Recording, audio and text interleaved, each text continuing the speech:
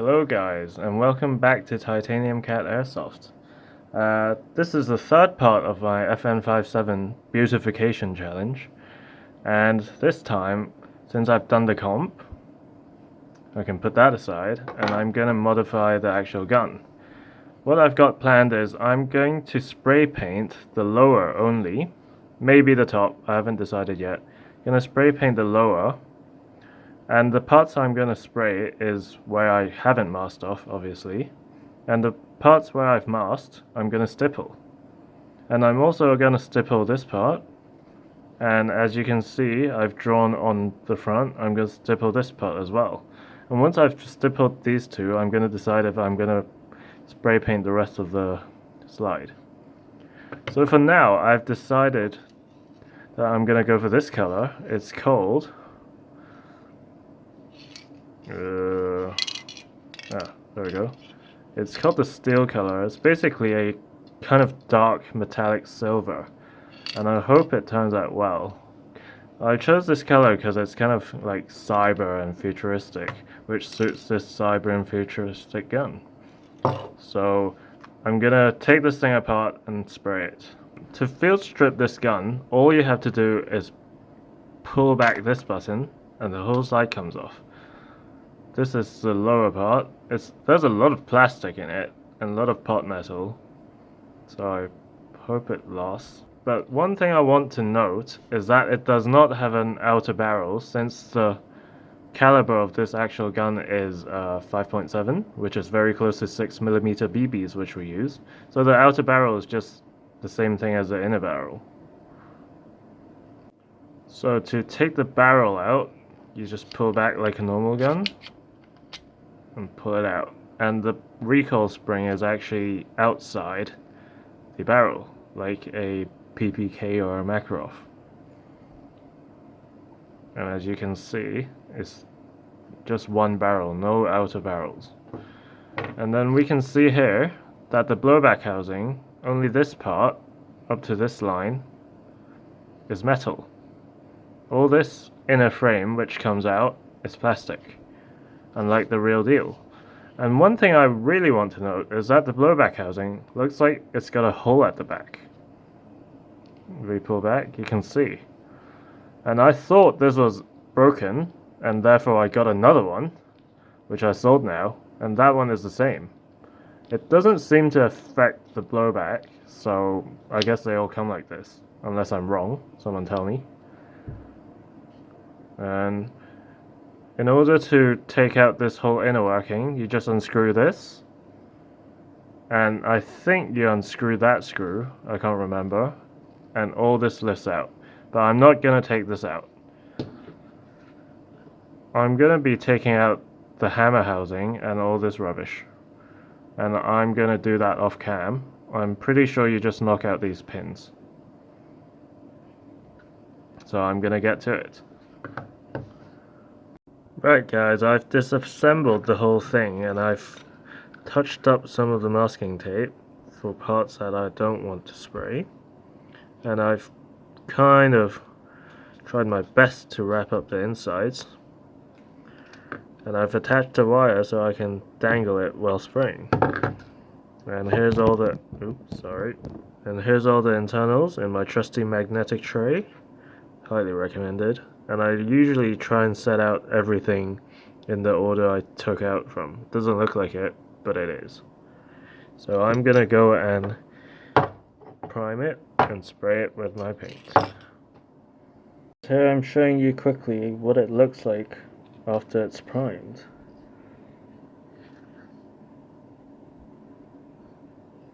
So now I'm gonna spray this thing on. So here I have coated my whole gun, and as you can see, it's really bling right now. So what I'm gonna do is take this flat clear coat and coat the whole thing. So this should subdue the color a bit, so it's less blingy. And so I'm gonna go and do that now and show you the results. Right, here we have it guys. I've top coated it and it's subdued the silver bits, a bit so it's less splingy. And here's a moment of truth I've been waiting for, because this painting actually took forever. Made a few mistakes, so now I'm going to take all the masking tape off.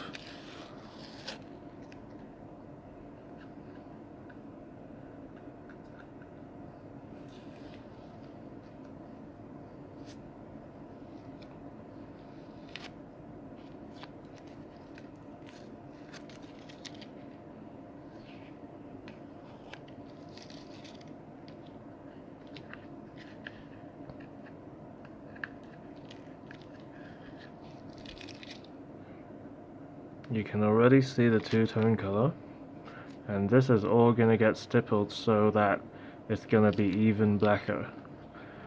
This lighting right now is not very good, so you can't actually see on camera the difference between the two, but I can see it pretty clearly, and I think it looks pretty good. There we go, two-tone FN57. How nice is that? Now I'm gonna put the slide on quickly to see what it looks like. Oh, nice. And as you can see, while I was waiting for the paint to dry, I actually stippled the front already. It's looking pretty nice. So now, on to stippling.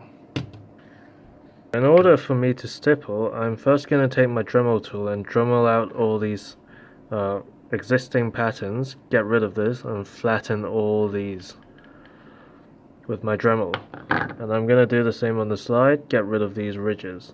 And I'm not going to show this on camera because I do it in a box so that dust like this does not fly everywhere. So I'll show you what it looks like once I've flattened everything. And here I have Dremeled off all the existing pattern out of the frame. It took really like 5 minutes because the existing pattern on the 5.7 isn't very much at all, unlike a Glock. I've also done the slide, took out those ridges. This was a bit more difficult since it's very narrow and I had to use a Dremel, but as you can see, it's not perfect, but this is okay because the stippling will just go over it. And I'm going to show you how I do my stippling. So all you do, I've got a hot iron here, and you test it if it's hot by dipping it. Why is it not coming out? By dipping it into a wet sponge, and if it makes a noise, it's hot enough. So my tip is just a round tip, as you can see. That's all it is. And usually I start from the edges, but on camera I can't really focus to get a straight line, so I'll just do the middle bit for you. So all you do is just push down and go around and around and around and around, filling in all the gaps. And every time you push in, you want to make sure that it's about the same amount of pressure. Otherwise, the circle will be bigger. See? I added some effort there, the circle will be bigger and it won't look very good. And you can always go over stuff to make them better.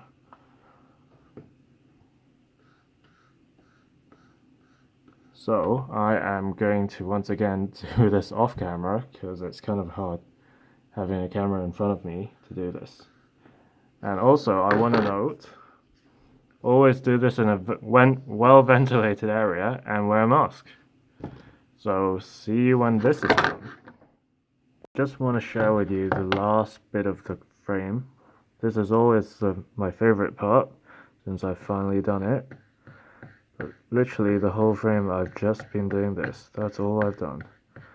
And you just have to have a bit of patience basically.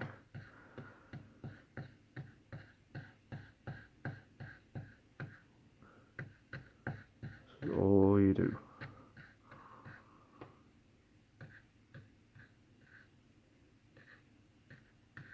And we are done.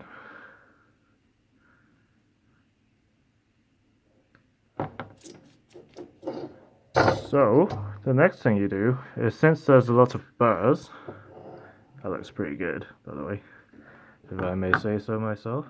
Let's take a steel wire brush and just brush it. This gets rid of all the like tiny bits that stick out from the stippling. I wouldn't use a copper brush because sometimes the copper comes off and like kind of stains this and you can't really get it back out. So just do this as much as you want and then you are done. So let me show you my slide, which I've done as well. Oh yes, that looks really good in my opinion. So now I'm going to put everything back together and show you the end result. So guys, I've put everything back together and look at that. It looks pretty damn sweet. Now some people say that stippling's for better grip, yes. And some people do it for looks, yes. So I think, why can't it be both? This is actually a way better grip than the original gun, and it looks very good. So this is the moment I've been waiting for, to add the comp on. And once this is on, the whole gun is complete. It's actually very stiff because of the paint.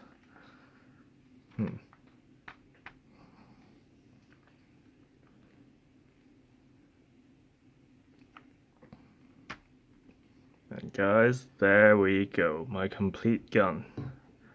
Comp, two-tone paint job, and stippling. I set out originally to make the FN57 a gun that I actually think looks nice, since I think the original one looks terrible, and I think I've achieved it. This to me looks really nice. I love it. Tell me if you think the same, or you think the normal FN57 is actually much better. But this to me is just sexy now. It's very futuristic still, but good kind of futuristic. I'm going to put probably a montage at the end of this. But thank you very much for watching, and if you like this sort of content, please like and subscribe and I'll make more, like following my project builds, and give suggestions. I'm sorry for like the choppy nature of these project videos, because I can't really show everything on camera since it just gets in the way. So thanks again, please like and subscribe, follow me on Facebook and Instagram, and have a good one.